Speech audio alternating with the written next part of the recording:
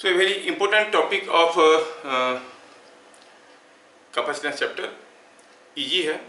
आज हम लोग दो चीज़ पढ़ने वाले हैं। एक हुआ मल्टीप्लेट कैपेसिटर, एक कैपेसिटर में हम लोग दो प्लेट लेके देखें, अगर दो से ज़्यादा होगा तो। दूसरा हुआ मल्टीपल डाइलेक्ट्रिक कैपेसिटर, हम दो प्लेट के बीच में एक डाइलेक्ट्रिक डालते थे, दो तीन डाइलेक्ट्रिक डाल देंगे तो फिर कैसे निकालेंगे कैपेसिटेंस। ये दो चीज़ को हम लोग देखेंगे, समय बचेगा तो और कुछ चीज़ें देखेंगे। So let us start with multiplet capacitor. Multiplet capacitor.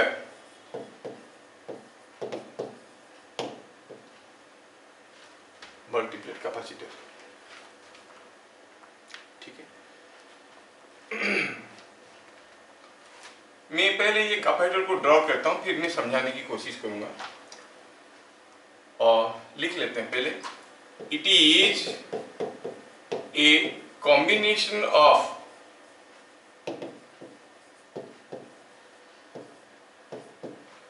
Number of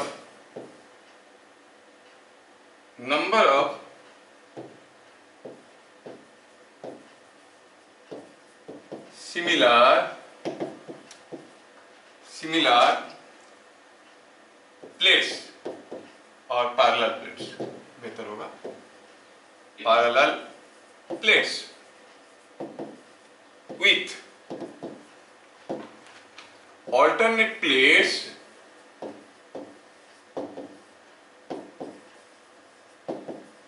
connected to opposite polarity of battery.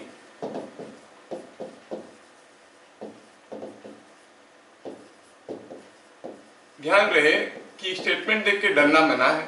कोई नहीं पूछेगा आपको व्हाट यू मीन बाय ये मल्टीप्लेट कैपेसिटर, मैं जो लिखवाया बताने के लिए। आज तक अभी कभी ऐसे क्वेश्चन नहीं आया what you mean by multiplate capacitor. क्यों? क्योंकि एनसीईआरटी के हिसाब से मल्टीप्लेट कैपेसिटर बोलने से एक पर्टिकुलर अरेंजमेंट को बोलता है, जबकि मल्टीप्लेट कैपेसिटर बहुत सारे किस्म के होते हैं। ठीक है, तो क्या बोल रहा है? It is a combination of number of similar parallel plates with alternate plates connected to opposite polarity of a battery. सोचो कि यहाँ पर ढेर सारे प्लेट्स हैं, सिमिलर प्लेट्स हैं। ये एक हुआ, ठीक है, और ये दूसरा हुआ ऐसे, ये तीसरा हुआ ऐसे करके ढेर सारे प्लेट्स हैं।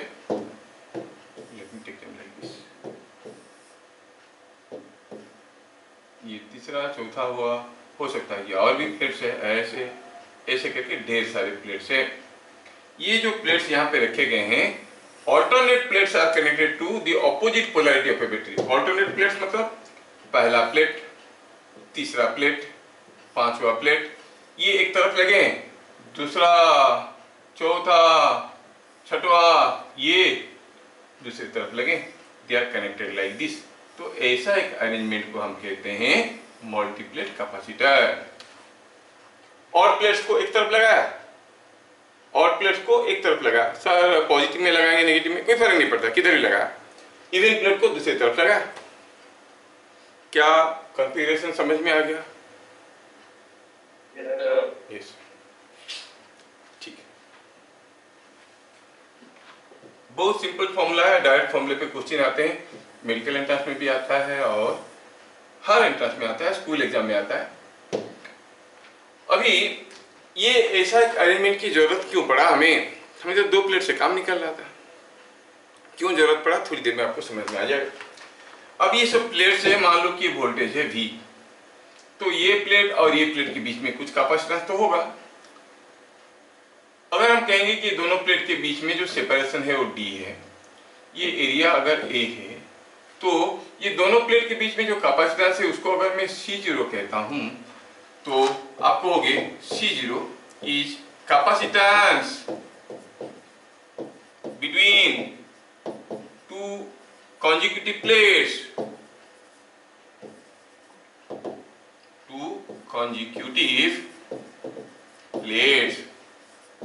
और सबको मालूम है दो प्लेट है, दोनों का एरिया A है, दोनों के बीच में डिस्टेंस D है, उनके बीच में कैपेसिटेंस C0 है। तो C0 का वैल्यू कितना है? जिज्ञासा what is the value of C0?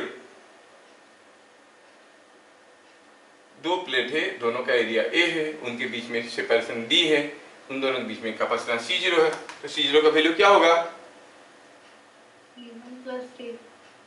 What? उसके बावजूद भी हंस सकते हो तुम? Still you are laughing. दो प्लेट है, दोनों का एरिया A है, दोनों के बीच में सेपरेशन D है, कैपेसिटेंस कितना होगा?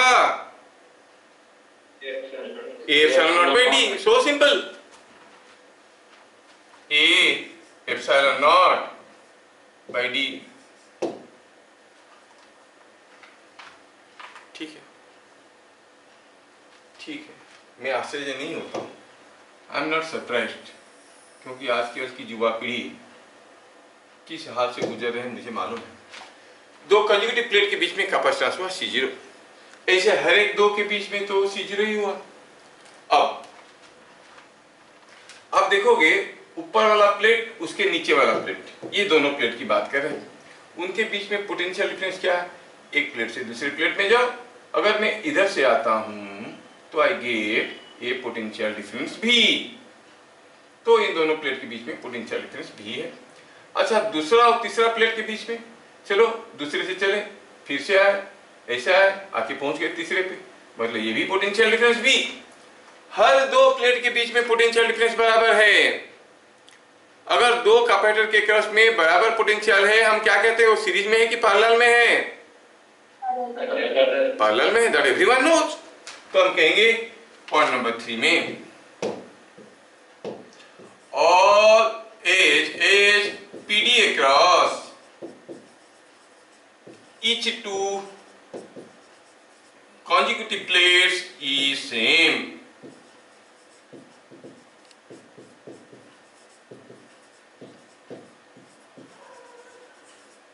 Therefore,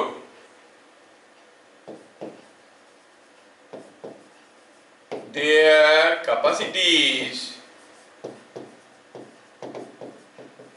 are in parallel. उनका कैपेसिटी पैरेलल में है क्योंकि पोटेंशियल डिफरेंस बराबर है। आओ, कितना सिंपल पीछे।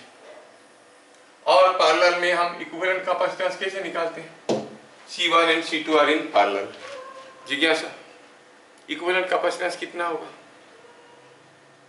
C1 plus C2। हाँ, अब आया फॉर्म पे C1 plus C2। अब देखो इसमें क्या हुआ कि ये सब कैपेसिटर के बीच में कैपेसिटेंस C0 है और हर एक कैपेसिटर जो है एक दूसरे के साथ पैरेलल में है। तो अभी ये फिगर में अगर आप देखोगे 1 2 3 4 5 5 कैपेसिटर, तो ये सिस्टम का कैपेसिटेंस कितना हुआ? 5C0। लेकिन थोड़ा ध्यान से अगर देखें तो यहाँ पर कितने तो प्लेट था? 1 2 3 4 5 6 प्लेट्स। जब 6 प्लेट होता है कैपेसिटेंस होता है 5C0। अगर 10 प्लेट होता तो कैपेसिटेंस कितना होता? 9C0। अगर n नंबर ऑफ प्लेट्स होते तो कैपेसिटेंस कितना होगा? कितना होगा? n-1 into yes, n-1 into C0। Point number 4 की बात करें, if there are n number of plates तो इक्विवेलेंट कैपेसिटेंस क्या हो जाएगा? n-1 whole into A epsilon 0 by D। बस यही फॉर्मूला है जो बार बार पूछता है।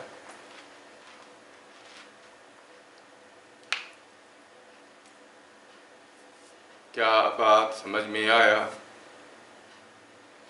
यस।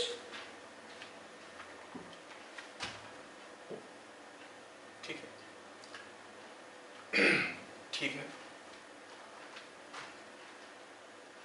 समझ में आ गया? जैसे मैं क्वेश्चन देता हूं आपको। हाँ, तो बात चल रहा था क्यों हम ऐसे अरेंजमेंट लेते हैं जबकि हमें कैपेसिटेंस तो ऐसे मिल सकता है। हम देख रहे हैं कि इसमें क्या होता है, number of plates are there, तो फिर सारे कैपेसिटेंस जुड़ जाते हैं पैरेलल में, इफेक्टिव कैपेसिटेंस बढ़ जाता है। हम लोग पहले भी देख चुके हैं कि 1 farad is a very huge unit of capacitance. हम लोग माइक्रोफैराड पिकोफैराड में काम करते हैं। इवन मिलीफेराड लाना भी हमारे लिए मुश्किल हो जाता है। तो हम क्या करते हैं वहाँ पर, we have to go for a very high dielectric constant, constant और डाइलेक्ट्रिक स्ट्रेंथ वाला हमें मटेरियल चाहिए, डाइलेक्ट्रिक चाहिए। एप्सिलॉन आर जिसका बहुत ज़्यादा होगा वैसा वाला लेंगे तो A epsilon 0 epsilon R by D वो बहुत कॉस्टली होता है। In that case what we do, generally इस किस्म की कैपेसिटर को कहते हैं गैंग कैपेसिटर, जहाँ पर वेरिएबल कैपेसिटेंस की जरूरत होता है उसको यूज करते हैं। इसमें क्या होता है, एक होता है प्लेट्स, जैसे मैं दिखाया, जैसे मान लो कि ये हुआ नंबर ऑफ प्लेट्स, इसको ऐसे जोड़ देते हैं, ये हुआ दूसरा नंबर ऑफ प्लेट्स, ऐसे जोड़ दिए। अब अगर ये दोनों को इसके अंदर धीरे धीरे एक दूसरे के अंदर डालने की कोशिश करेंगे तो इफेक्टिव प्लेट एरिया बढ़ने लगेगा। जैसे जैसे ये आपका ये वाला चीज जैसे जैसे इसके अंदर आने लगेगा एरिया बढ़ने लगेगा, जो एरिया कंटेक्ट में है वो बढ़ने लगेगा, कैपेसिटेंस बढ़ेगा, आई मीन कैपेसिटेंस बदलेगा।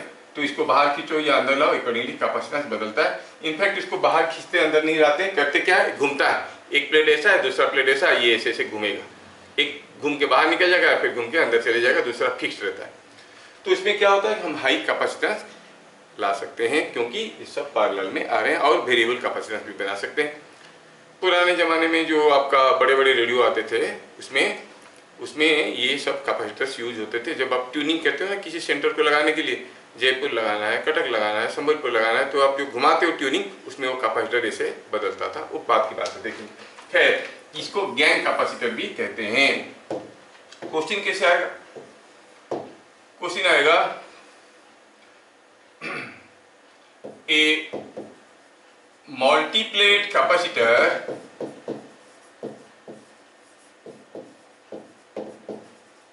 has 20 plates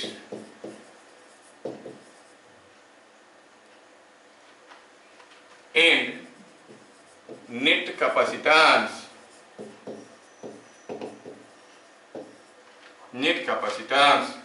say 20 microfarad. Net capacitance कितना है, 20 माइक्रोफराड, 20 प्लेट है, 20 माइक्रोफराड हुआ, understood. If one of the end plates is removed, what will be new capacitance?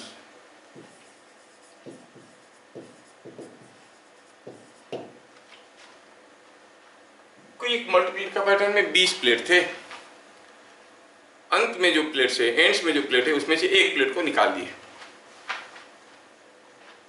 तो नया कैपेसिटेंस कितना होगा, ऐसे पूछा गया है। थोड़ा सा दिमाग लगाने पर आप लोग बना सकते हो, it's quite simple.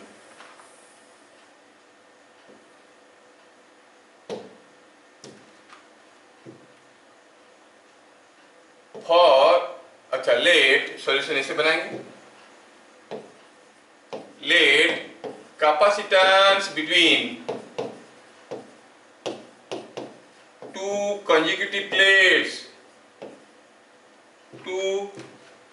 consecutive plates, you are very correct beta, is C0 for 20 plates, C equivalent is equal to 20 minus 1 into C0। क्या बात समझ में आया? यस, दिया है कि 20 माइक्रोफैराड है, so 20 is equal to 19 C0, मतलब C0 कितना हुआ, 20 by 19 microfarad. When one plate is removed, one end plate is removed, new capacitance क्या हो जाएगा, 19 माइनस 1, क्योंकि अभी 19 प्लेट है, 20 में से एक निकल गया, that into C0, that is 18 C0, जबकि C0 का वैल्यू हमें मालूम है कितना है, इट इज 20 बाई 19 माइक्रोफैराड। क्या बात समझ में आया? अक्सर लोग गड़बड़ कर देते हैं, 20 प्लेट से 20 माइक्रोफैराड दिया है, एक प्लेट निकाल देंगे तो 19 माइक्रोफैराड होगा। नहीं, ये कुछ अलग होगा। क्या बातें समझ में आया? yes. इसके ऊपर बहुत टिपिकल वेराइटी के क्वेश्चंस बन सकते हैं। Will see them in the NEET group, वहां पर देखेंगे हम लोग। Now let us see multiple dielectric capacitor. Multiple dielectric capacitor मतलब एक कैपेसिटर में दो प्लेट के बीच में अलग अलग सा बहुत सारा डाइलेक्ट्रिक रखा गया है। तो कैसा है अरेंजमेंट? मान लो कि ये कोई एक प्लेट है और ये दूसरा प्लेट है। ये दोनों प्लेट के बीच में मैं क्या किया हूँ, एक डाइलेक्ट्रिक रखा हूँ ऐसा वाला। ये एक डाइलेक्ट्रिक है और ये दूसरा डाइलेक्ट्रिक है, अलग अलग थिकनेस, अलग अलग एप्सिलॉन आर का। चलो मानते हैं कि थिकनेस D1 है, ये D2 है, ये एप्सिलॉन R1 है, ये एप्सिलॉन R2 है। Plate area A। ऐसा मैं दो डाइलेक्ट्रिक रखा हूं, 3 हो सकता है, 4 हो सकता है। You have to find out the equivalent capacitance and there will be important questions on that. बहुत इंपॉर्टेंट है, याद रखना। तो ये केस 1 ले सकते हैं इसको। अभी हम जानते हैं कि जो कैपेसिटेंस है वो किसकी प्रॉपर्टी है? वो डाइलेक्ट्रिक का प्रॉपर्टी है, कंडक्टर का तो है नहीं। मतलब यहाँ पे जो भी आपको कैपेसिटेंस मिलेगा वो मिलेगा इसके लिए, इसके लिए। एंड आप क्लियरली देख रहे हो कि this is as good as 2 capacitors in series, है ना। ऐसा दो डाइलेक्ट्रिक को हम चाहे तो कुछ ऐसे कर सकते हैं। कैसे? ये हुआ एक डाइलेक्ट्रिक, सॉरी ये हुआ एक डाइलेक्ट्रिक और ये हुआ दूसरा डाइलेक्ट्रिक। ये दोनों सीरीज में है, we can consider them in series. और कहेंगे कि ये एक प्लेट है यहाँ पे, ये कैपेसिटर है और ये कैपेसिटर हो गया, और सिमिलरली ये हो गया दूसरा कैपेसिटर और ये दोनों सीरीज में है। So I can consider the combination of two dielectrics as a combination of series combination of two capacitors। हम ये कह सकते हैं कि ये सीरीज कॉम्बिनेशन ऑफ दो कैपेसिटर है। कहेंगे कि ये C1 है और ये C2 है। मतलब अगर मुझे अभी इक्विवेलेंट कैपेसिटेंस निकालने के लिए कहा गया, हम कहेंगे C1 and C2 are in series. तो पहला चीज समझ में आया ये कि C1 is A epsilon 0 epsilon R1 by D1, C2 is A epsilon 0 epsilon R2 by D2। Point number 2 हुआ C1 and C2 are in series. Clearly दिख रहा है, दो कैपेसिटर है, दोनों सीरीज में।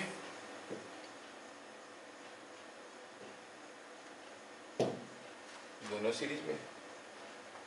अच्छा, ये C1 को थोड़ा इधर डालो, ये C1 हुआ, ये C2 हुआ,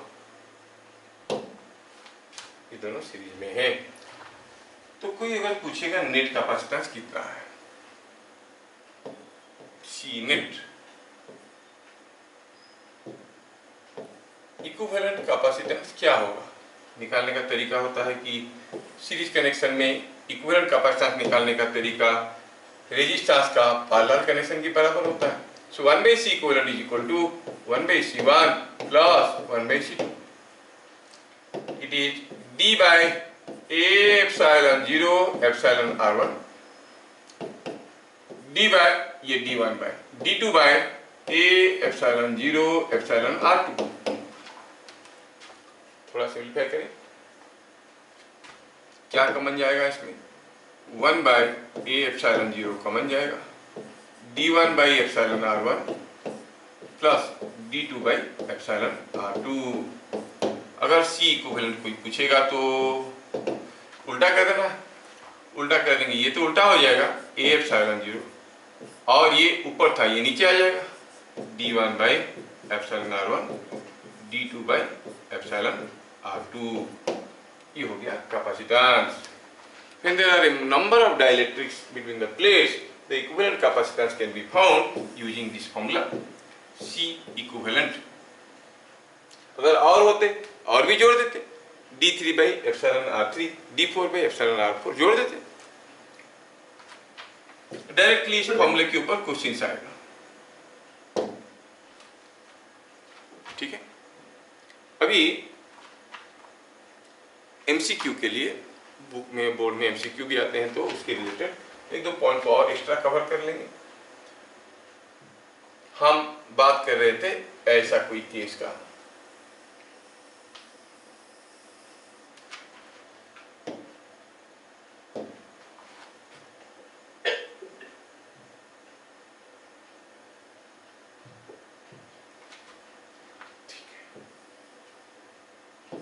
इसकी बात चल रहा था and we have seen point number 3, now point number 4।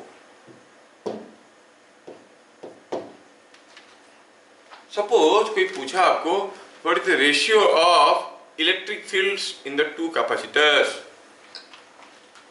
अब ये सीरीज में है मतलब तो चार्ज तो बराबर है, तो E1 electric field inside first dielectric, पहला डाइलेक्ट्रिक के अंदर क्या है, क्या है, it is Q by A epsilon, but उसकी जगह हम लिखेंगे इंटू एप्सिलॉन R1। सिमिलरली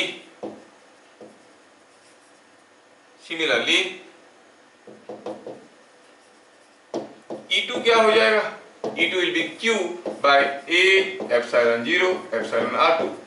ध्यान रहे कि E1 by E2 क्या हो जाएगा, E1 by E2 will be epsilon R2 by epsilon R1। The electric fields in them will be in the ratio epsilon R2 by epsilon R1। क्या मैं समझा पा रहा हूं? Yes। Okay। Now next point number 5, V1 PD across first dielectric। अब ये dielectric में कुछ पोटेंशियल डिफरेंस तो होगा, कितना होगा, you know V1 is E1 into D1। Similarly V2 क्या होगा, E2 into D2 होगा कि नहीं होगा? यस। अच्छा, अब what is the ratio of V1 to V2? Ratio of potential drops, you say it is E1 by E2 into D1 by D2, जबकि E1 by E2 you know it is epsilon R2 D1 by epsilon R1 D2। अभी तो निकाले थे E1 by E2 का ratio epsilon R2 by epsilon R1 हुआ था। So you find the potential drops are in the ratio epsilon R2 D1 by epsilon R1 D2।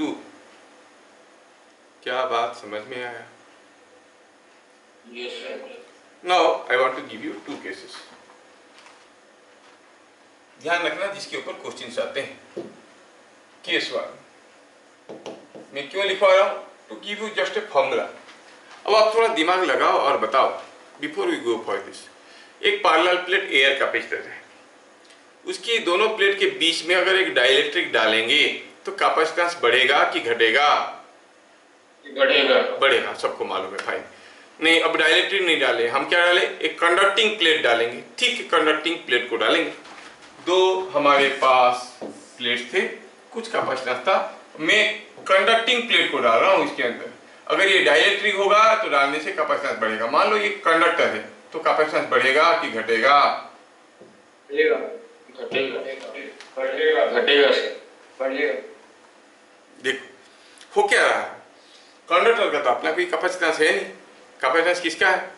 Dielectric का। Dielectric कौन है? एयर है। और पैरेलल प्लेट एयर कैपेसिटर का capacitance का formula होता है ए एप्सिलॉन 0/d। तो पहले जब इसको डाला नहीं था, एयर का थिकनेस था, एयर का थिकनेस क्या था? d।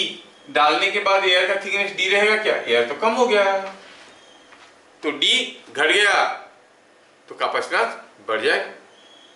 समझ में आया क्या?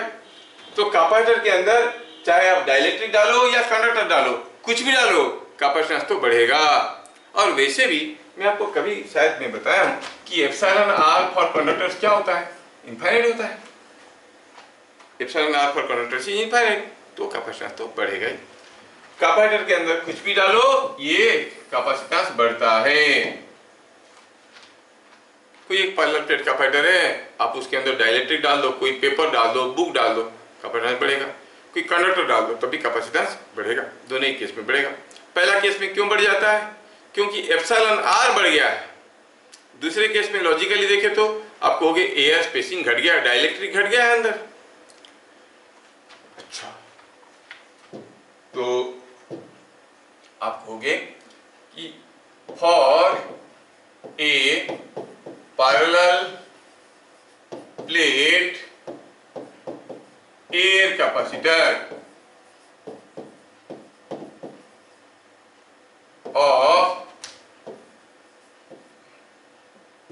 of plate area A and plate separation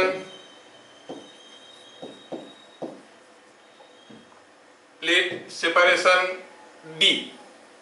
कोई पैरेलल प्लेट एयर कैपेसिटर है जिसका प्लेट एरिया A है end plate separation D।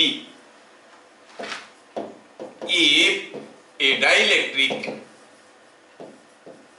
slab, कैसा स्लैब? जिसका एप्सिलॉन r दिया हुआ है, of thickness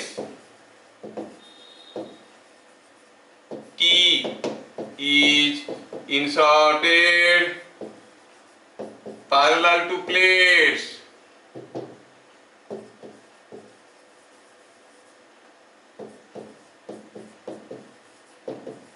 then चलिए, ये हमारे पास एक पैरेलल प्लेट एयर कैपेसिटर था। स्पेसिंग क्या था? d। एरिया क्या था? a। मैंने इसके अंदर कोई एक डाइलेक्ट्रिक स्लैब डाल दिया। कहां पे डाला? प्लेट के पास की प्लेट से दूर, कोई फर्क नहीं पड़ता, कहीं भी डाल दिया। जिसका थिकनेस कितना है? t। जिसका थिकनेस है t, ये t है। तो अभी एयर स्पेसिंग कितना रह गया? d minus t. अब आपके पास फिर से दो डाइलेक्ट्रिक हो गया, तो इक्विवेलेंट कैपेसिटेंस का क्या फॉर्मूला होगा? याद करो क्या था फॉर्मूला, थोड़ा सा दिखा देते हैं। It was a epsilon 0 by d1 by epsilon r1 plus d2 by epsilon r2, है कि नहीं? तो अब ये कैपेसिटेंस क्या बन जाएगा भैया? इसमें ये कैपेसिटेंस बनेगा a एप्सिलॉन 0 बाय d1, ये डाइलेक्ट्रिक का, इसका थिकनेस कितना है? t है, बाय एप्सिलॉन r प्लस इसका, ये एयर है, थिकनेस कितना है? d माइनस टी, बाय क्या है इसका? एप्सिलॉन r, ये 1। क्या मालूम इसमें क्या मजा आता है? यही क्वेश्चन को लोग बार बार डालते हैं, तो इसको मैं केस बना के दे दिया। किसी अगर कैपेसिटर के अंदर जिसका प्लेट सेपरेशन d है, उसमें अगर हम एक डाइलेक्ट्रिक प्लेट डाल देते हैं जिसका थिकनेस t है, तो अब कैपेसिटेंस क्या बन जाएगा? a epsilon 0 by t by epsilon r plus d minus t by 1। क्या सबको याद रहा? Yes sir. यस, ठीक है।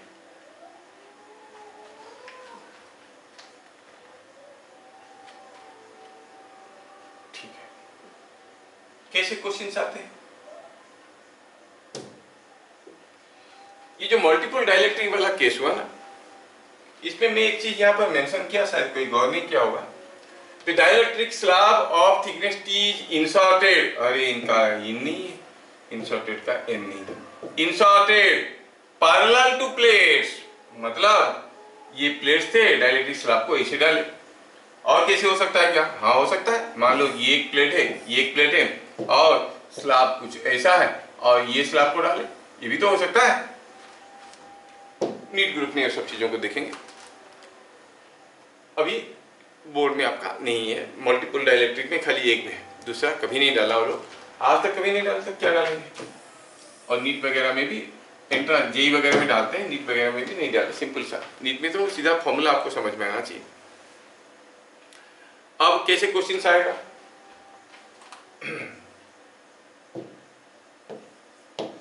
In a parallel plate, air capacitor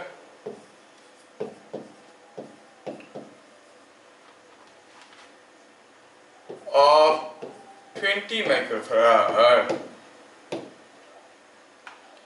a dielectric slab of epsilon r is equal to 4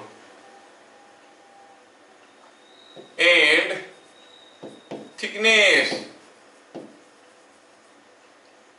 4 millimeter was inserted। कोई एक parallel plate air capacitor है जिसका कैपेसिटेंस 20 माइक्रोफैराड है, was inserted if plate separation is 2 millimeter, plate separation is 6 millimeter, find 2 millimetre होगा तो 4 millimetre कैसे डालेंगे उसके, 6 मिलीमीटर का। फाइंड न्यू कैपेसिटेंस, पहले कैपेसिटेंस क्या था? 20 माइक्रोफैराड। बहुत ही पॉपुलर क्वेश्चन है फॉर द बोर्ड, ठीक है, आप लोगों को सोच समझ के कर लेना चाहिए, बड़ा पॉपुलर क्वेश्चन है। कोई पैरेलल प्लेट एयर कैपेसिटर था 20 माइक्रोफैराड का, उसके अंदर हम एक डाइलेक्ट्रिक घुसेड़ दिए जिसका थिकनेस कितना था? 4 मिलीमीटर का, प्लेट सेपरेशन कितना था? 6 मिलीमीटर। नया कैपेसिटेंस क्या होगा? मतलब गिवन C1 इनिशियली कितना था? A एप्सिलॉन 0 बाई D, कितना था वैल्यू इसका? 20 माइक्रोफैराड। तो मैं इसको D को लिखता हूं यहाँ पर क्या? 6 मिलीमीटर, पहले 6 मिलीमीटर था, क्योंकि ए का वैल्यू मालूम नहीं है। आपको भी सर मीटर में क्यों नहीं लिखे? मालूम नहीं है, ये कुछ भी होगा, ये हो सकता है ये भी मिलीमीटर में होगा, काट पीट के छोटा हो जाएगा, या फिर सब कुछ को मीटर में कन्वर्ट कर दो। उसके बाद 20 माइक्रोफैराड आया, इसका मतलब हुआ ए एप्सिलॉन 0 6 मल्टीप्लाई कर दो, 20 इंटू 6 इज 120 माइक्रोफैराड इंटू ये क्या था? मिलीमीटर था ना, इंटू मिलीमीटर। एप्सिलॉन 0 का वैल्यू क्या हुआ? 120 माइक्रोफैराड इंटू मिलीमीटर। ऐसा अजीब सा, चिंता की कोई बात नहीं, हमें न्यू कैपेसिटेंस चाहिए। New capacitance C new equal to A epsilon 0 by D minus T, formula लिखता हूं पहले, by epsilon R into D minus T, it is T by epsilon R plus D minus T। Value डालें, epsilon 0 का value क्या था? It was 120 microfarad into millimetre, बार बार लिखने की जरूरत नहीं। T क्या था? 4 मिलीमीटर। एप्सिलॉन R क्या था? 4। D minus T क्या था? 6 minus 4, तो हो गया 1, ये हो गया 2, तो ये हो गया 40 माइक्रोफैराड। क्या बात समझ में आया? सर 60 होगा क्या? 60 होगा क्या? 60 हो कैसे? 120/2 होगा ना? ये हो गया 2, 6 माइनस 4, 2 प्लस 1 इज 3, 120/3। मेरे को तो मेरे टीचर 40 बताए थे, तुम्हारे टीचर को दूसरा बोले तो बात अलग है। हमारा टीचर ने ऐसे बताया कि 120 को बेटा जब 3 से डिवाइड करोगे 40 होगा, याद रखना। मैं याद रखा हूं।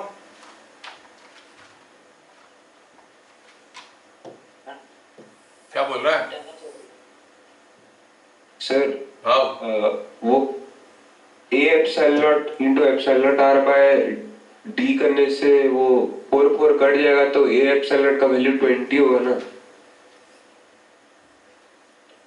यहाँ पर ये एप्सिलॉन नॉट बाय 6 का वैल्यू, एप्सिलॉन r क्यों डालोगे?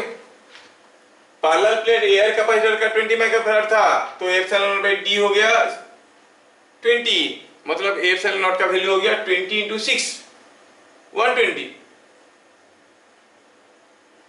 हुआ कि नहीं हुआ? मैं ये एप्सिलॉन क्यों नहीं डालेंगे वहां पे? एप्सिलॉन नॉट तो 4 जाएगा। अरे एप्सिलॉन r क्यों डालोगे? ये जो 20 माइक्रोफैराड किसका है? एयर कैपेसिटर का।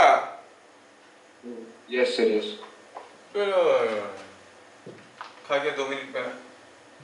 So it is coming out to be 40 microfarad. क्या बात समझ में आया?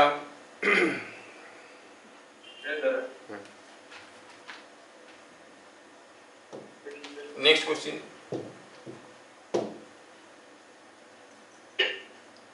A parallel plate air capacitor has plate separation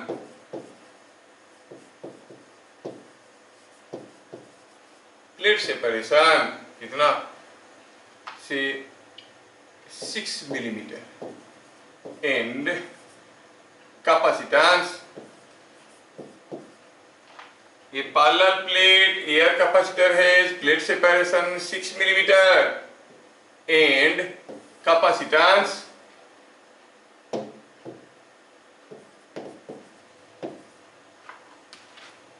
200 microfarad.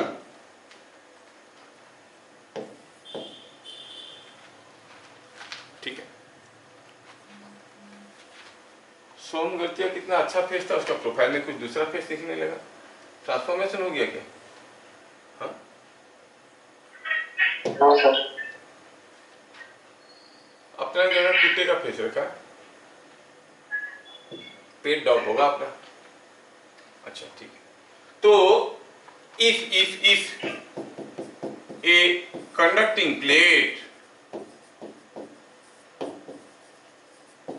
of thickness 2 millimeter is inserted between plates of capacitor without touching them,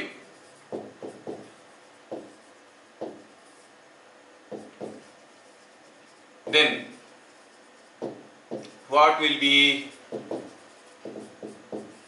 new capacitance? आप formula लगा के कर सकते हो, बिना फॉर्मूला का भी कर सकते हो, दोनों तरीके से कर सकते हो।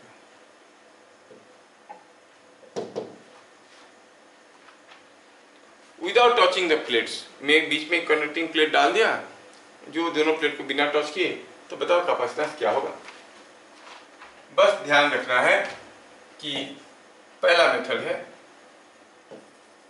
फॉर कंडक्टर्स एप्सिलॉन r कितना होता है? इनफाइनाइट। खत्म कर। सर हाँ 300 माइक्रोफैराड। देखते हैं। तो अब C दिया गया था C1, it is A epsilon 0 by D, और D का वैल्यू दिया था 6 मिलीमीटर। इसका वैल्यू दिया था 200 माइक्रोफैराड, मतलब A एप्सिलॉन 0 का वैल्यू मिल गया, it is 1200 microfarad into millimetre. C2 formula हुई है A epsilon 0 by t by epsilon r d minus t. अब epsilon r for conductor infinite हो गया, ऊपर लिख दिए 1200 by t by infinite is 0 only d minus t. कितना हो गया 1200 बाय डी था 6 माइनस 2 इज 4 इज 300। अरे वाह, गोलक ने सबसे पहले बताया। Very good Golak, you have some talents but they are all hidden. Hidden talents है तुम्हें। बहुत बढ़िया, बहुत बढ़िया। कभी कभी तो ये बताता है बहुत अच्छा। ये हुआ फास्ट मेथड, इसको हम फास्ट मेथड कहेंगे। सेकेंड मेथड में देखेंगे, समझदारी के साथ किया जाए तो। सर वो D4 लेके डायरेक्ट कर लेने से भी हो जाए। वही तो मैं बोल रहा हूँ, क्योंकि जो कैपेसिटेंस है वो एयर का है, कंडक्टर का नहीं है। बस यही चीज बुक में नहीं बताते हैं, स्कूल में नहीं बताते हैं कि capacitance is not the property of a conductor, it's the property of A dielectric. बस यही स्टेटमेंट को एनसीईआरटी वाले लिखने भूल गए। ठीक है, तो क्या लिखेंगे इसमें, क्या कहेंगे इसमें, बाय इंसर्टिंग कंडक्टिंग प्लेट दी एयर गैप, एयर मतलब डाइइलेक्ट्रिक गैप डिक्रीज C1 था A एप्सिलॉन 0 बाय 6 जो कि 200 माइक्रोफैराड था। पूछा है C2 क्या होगा, A epsilon 0 by 6 minus 2 it is A epsilon 0 by 4 so it is 300 microfarad. समझदार लोग इसे कर लेते हैं। सर मैं सेकंड वाला किया। अरे वाह, यू आर इवन बेटर, और भी अच्छा है। कभी कभी इसे ध्यान से सुन लिया करो बेटा, तो एब्सेंट माइंडेड हो जाते हो। अच्छा, ये चीजें आपको समझ में आए। बस एक ही वेराइटी है, ज्यादा वेराइटी नहीं है। मैं आपको अभी दो छोटे छोटे डेरिवेशन बताऊंगा। सिलेबस में शायद निकाला है, उसके बारे में कुछ लिखा नहीं है। फिर भी क्यों बताऊंगा, इसलिए क्योंकि it's very easy to understand, very very easy to understand. दूसरा हुआ, उसके रिलेटेड जो न्यूमेरिकल्स है उसको दूसरे तरीके से भी कर सकते हैं, तो हो सकता है न्यूमेरिकल्स आ जाएंगे। तो इसीलिए उसको देखना है और समझना है। क्या है वो, it is capacitance due to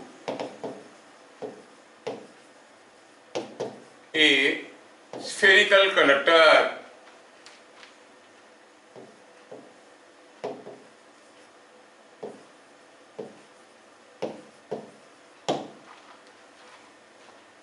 book में देखोगे लिखा होगा capacitance of a spherical conductor. अरे कंडक्टर का कहां से कैपेसिटेंस है, due to a capacitance spherical conductor.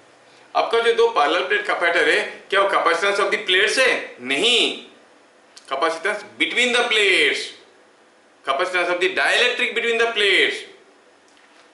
तो कोई अगर कंडक्टिंग स्फीयर है उसके लिए भी कैपेसिटेंस बनता है। कहां बनेगा, जैसे resistance is opposition to flow of current, कहां पर मिलेगा, जहां पर करंट पास करेंगे ऑपोजिशन मिलेगा, वहीं पर रेजिस्टेंस है। जहां पर करंट नहीं है तो उसमें रेजिस्टेंस की क्या मतलब हुआ। सिमिलरली कैपेसिटेंस कहां मिलेगा, डाइइलेक्ट्रिक में। कब मिलेगा, when it is expose to electric field. तो इलेक्ट्रिक फील्ड अगर देंगे तो जो डाइइलेक्ट्रिक में कैपेसिटेंस एग्जीक्यूट करेगा, एग्जिबिट करेगा, उसका कैपेसिटेंस हमें निकालना है। सोचो कि ये जो कंडक्टिंग प्लेट है, इसको अगर मैं चार्ज दे देता हूं तो क्या होगा, यहां से फ्लक्स भागेंगे बाहर की तरफ, अंदर तो कोई फ्लक्स नहीं जाएगा, सारा फ्लक्स बाहर की तरफ जाएंगे। मतलब इससे बाहर इसके चारों तरफ जो डाइइलेक्ट्रिक है उसका capacitance, capacitance of the surrounding air, surrounding medium, हो सकता है कि तेल में डूबा हुआ है, हो सकता है एयर में झूल रहा है। समझ में आया? तो पहला चीज हुआ, it is not capacitance of a spherical conductor, it is capacitance due to a spherical conductor. पहला पॉइंट हमें जान लेना चाहिए, कैपेसिटेंस इफेक्ट इज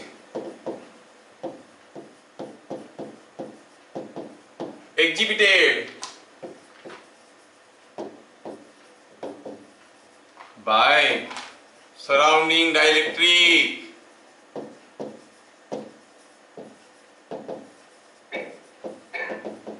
समझ में आ गया? ठीक है, सराउंडिंग डाइलेक्ट्रिक कहां तक है?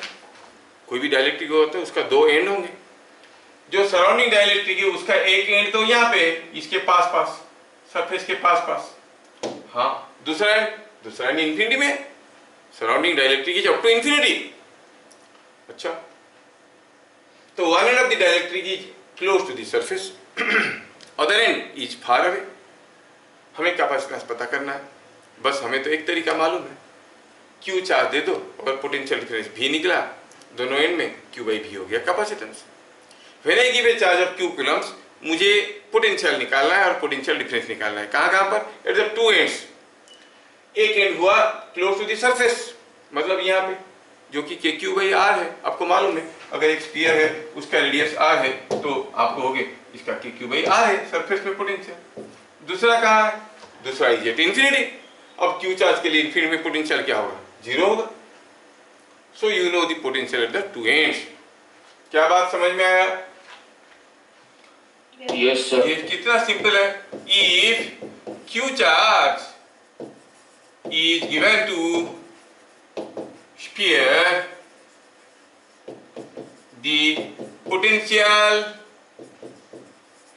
on surface is q by 4 pi epsilon 0। क्यों लिखेंगे? हम तो नहीं बोलेंगे एयर में, epsilon into R, and potential at infinity is 0। क्या ये बात सबको हजम हुआ? हजम हुआ कि नहीं हुआ? बोलो पहले। मेन फील्ड में क्यों निकाला, समझ में आया ना?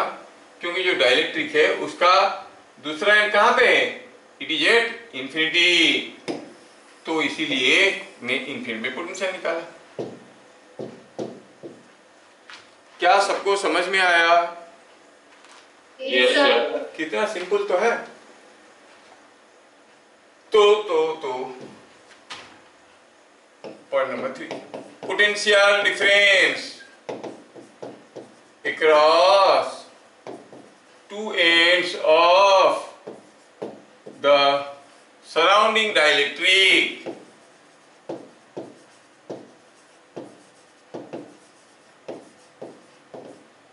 कितना हुआ? It is potential on the surface minus potential at infinity.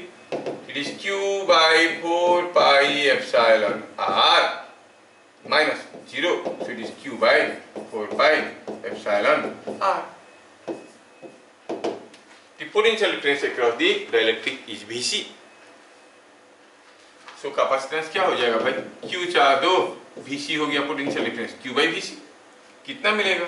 4 pi epsilon r। तो कैपेसिटेंस कितना हो गया? 4 pi epsilon r। So simple. सुने कि निकाल दिया, लेकिन लिखा नहीं है तो डरे मारे मैं बता दिया। इसके रिलेटेड न्यूमेरिकल्स में हम लोग देख लेंगे, क्योंकि बहुत सिंपल है, पूछ सकता है। और सीसीसी वालों का क्या निकला क्या रहा कुछ भी मालूम नहीं है, वो लोग तो ढंग से पब्लिश भी नहीं करते। क्या बातें समझ में आया? Yes sir. तो बताओ इसमें जो एप्सिलॉन है वो क्या है? सर डाइलेक्ट्रिक परमिटिविटी है। कहाँ का परमिटिविटी है? बताओ ये जो एप्सिलॉन है कहाँ का परमिटिविटी है? रीजन 1 का कि रीजन 2 का? 2 का रीजन है। समझ में? इसका मतलब अगर ये एयर में होगा तो एप्सिलॉन की जगह लिखेंगे एप्सिलॉन 0, है कि नहीं? और अगर किसी दूसरे मीडियम में होगा तो उसकी जगह क्या लिखेंगे? Epsilon 0 into epsilon r। समझ में आया क्या? Yes sir. ये तो लिखेंगे फिर एप्सिलॉन इज परमिटिविटी ऑफ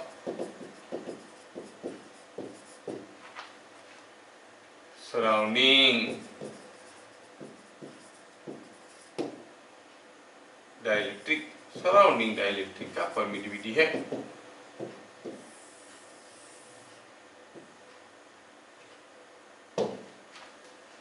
क्या समझ में आया?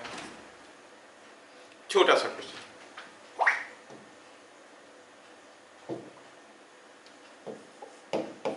Two conducting spheres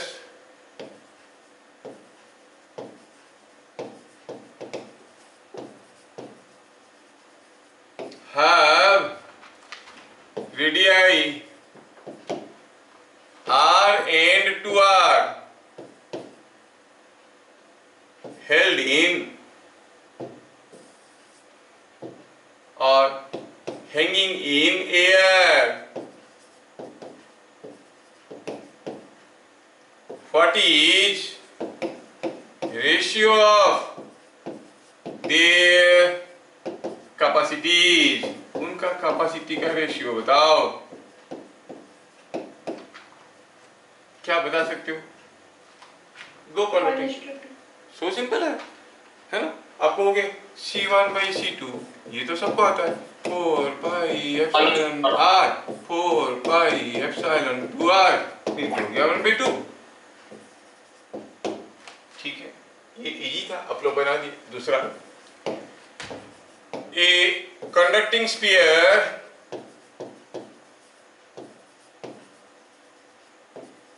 hanging in air has capacitance C0 if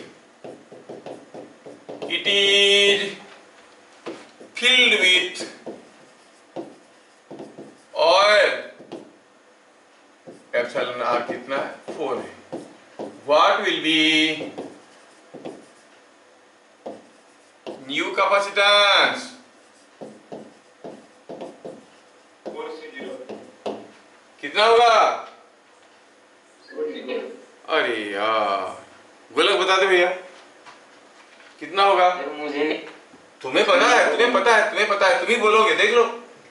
बोल रहा है कि कोई कंडक्टिंग स्फीयर है और उसका कैपेसिटेंस कितना है? C0। अब अगर अंदर तेल भर देंगे, इट इज फिल्ड, अंदर भर दिए तेल, तो क्या सराउंडिंग मीडियम में कोई चेंज आया? नहीं, तो कैपेसिटेंस क्या होगा? Answer is C0 only, it's not going to change. You are filling oil into it, अंदर ऑयल भरने से कैपेसिटेंस नहीं बदलेगा। अगर ऑयल में डुबो देंगे तो कैपेसिटेंस बदलेगा, क्योंकि सराउंडिंग मीडियम बदल गया। क्या बात समझ में आया? यस सर, यस, ठीक है। तो जिन क्वेश्चन को बताने के चक्कर में ये बताया, मैं वो बताना चाहता हूं।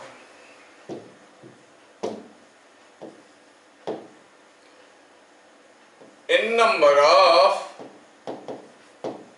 similar mercury, n number of similar mercury droplets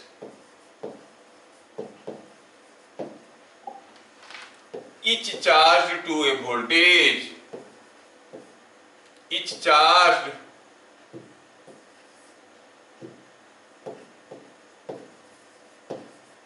to a potential,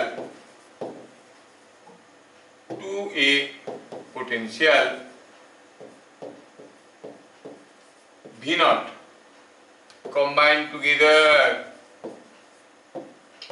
what will be new potential of bigger drop? बड़ा ड्रॉप का पोटेंशियल क्या होगा?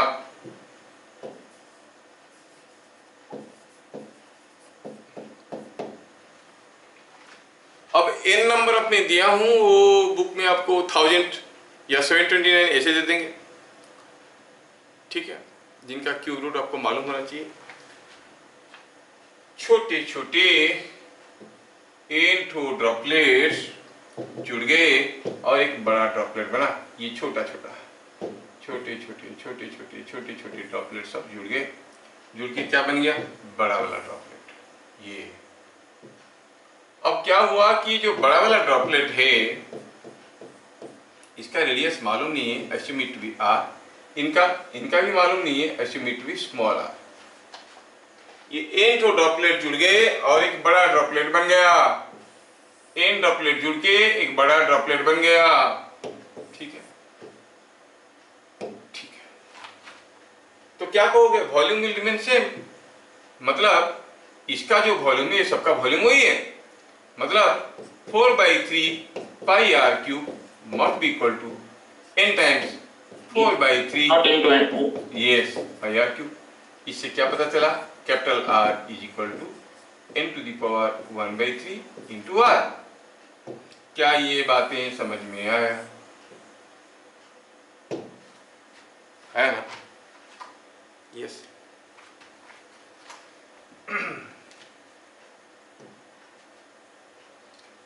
Late charge on each droplet is Q0। देन आप क्या कहोगे? Q0 by 4 pi epsilon 0 R is equal to V0। ये दिया हुआ है, ठीक है। Total charge on the bigger drop,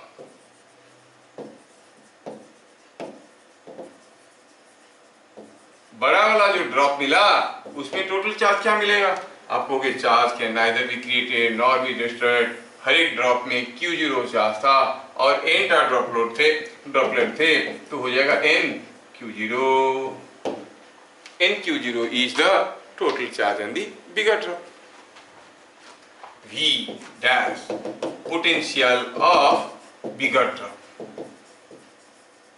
बड़ा इंपॉर्टेंट क्वेश्चन है भैया, थोड़ा याद रख लेना। पोटेंशियल ऑफ बिगर ड्रॉप क्या हो जाएगा? Q by 4 pi epsilon R, क्योंकि उसका रेडियस R था।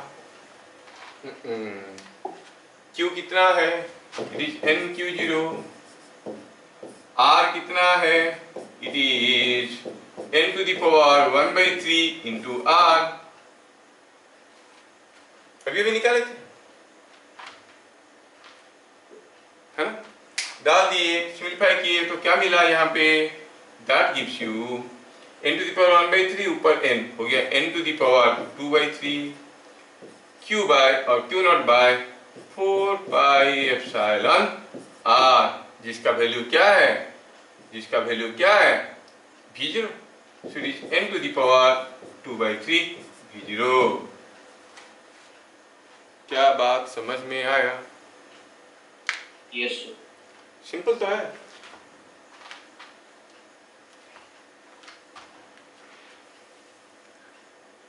हाँ, बढ़िया। अगर आपको पूछा गया 1000 similar mercury droplets combine, charge of each droplet was V0, what will be the potential of the bigger drop? तो 1000 टू द पावर 2/3, 1000 का क्यूब रूट का स्क्वायर, 1000 का क्यूब रूट होगा 10, 10 इंटू 10 इंटू 10,000 होता है, उसका स्क्वायर हो गया 100, तो कहोगे 100 V0। क्या बात समझ में आया? ये क्यूब रूट निकालते वक्त याद रखना 1000 का क्यूब रूट तो 10 होता है। और दूसरा पूछते हैं 729 का, 729 का क्यूब रूट होता है 9। नहीं तो काफी लोगों को क्यूब रूट ही निकालना नहीं आता, फंस जाएंगे उसमें। 729 का क्यूब रूट होता है 9, साइड में लिख के रखो। ये दोनों चीज पे पूछते हो, 1000 पे या फिर 729 पे। कभी कभार 64 पे भी पूछ लेते हैं, 64 का क्यूब रूट कितना है? 4 इंटू 4 इंटू 4 तो होता 4। ठीक है, अगर 8 पूछ लिए तो 2। बस ये 3-4 वैल्यू याद रखना। 8 का क्यूब रूट 2 है, 64 का 4 है, 729 का 9 है और 1000 का 10 है। इनमें से आएगा, इससे बाहर नहीं पूछते हैं लोग। I hope you have understood. ठीक है, ये हो गया पैरेलल प्लेट। हाँ, ये हो गया स्फेरिकल कंडक्टर की कैपेसिटेंस। अब हमें देखना है what is energy store in a capacitor. हमें देखना है what is energy store in a capacitor, इसके बारे में देखना है।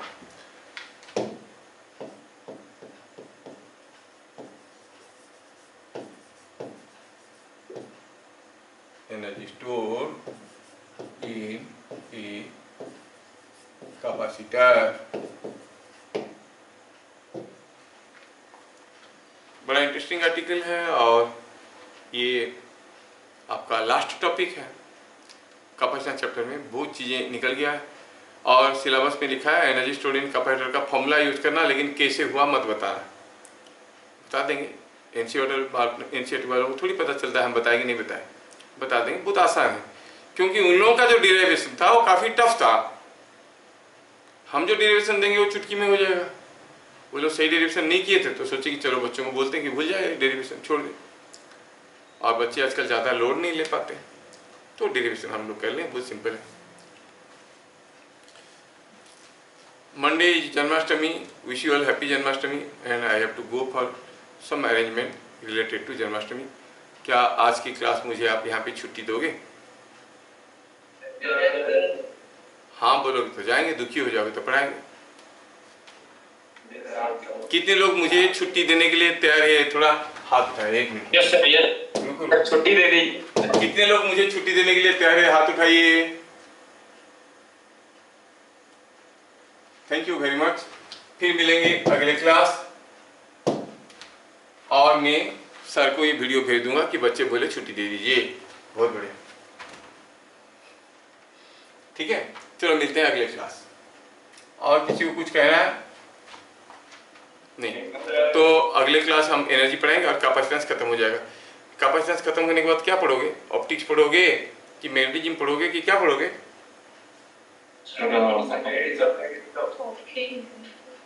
जो बोलो वो पढ़ाएंगे, क्या मर्जी है आपका, इंटरेस्ट क्या है बताओ? मैग्नेटिज्म ढंग से बोलो। स्कूल में क्या पढ़ा रहे हैं, किस चीज का प्रेशर? ऑप्टिक्स में भी है बहुत कुछ चीज पढ़ाने के लिए।